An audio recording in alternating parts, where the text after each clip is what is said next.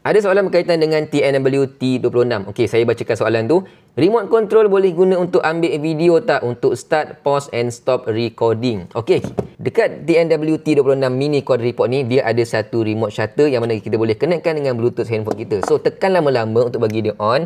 Sampailah dia berkelip-kelip macam ni. Kelip-kelip menandakan dia tengah cari Bluetooth. So, ambil phone kita yang ada Bluetooth, onkan setting Bluetooth. Kemudian kita cari sahaja TNWT26, kita pairkan. Bila dah pair, so maknanya dah boleh guna. Jadi dia akan tulis kat sini connected, bateri berapa level. Kalau bateri habis boleh charge menggunakan Type-C kat belakang ni. Okey, buka kamera dan buka video. Sekarang saya tengah setting video. So kita tekan sahaja button ni untuk start recording dan tekan semula button ni untuk stop recording. Jadi dia boleh untuk start dan juga untuk stop. Kalau untuk pause dia tak boleh lah. So start, stop boleh. Kalau untuk tangkap gambar pula tak ada masalah. Kita tekan foto dan kita tangkap gambar macam ni saja.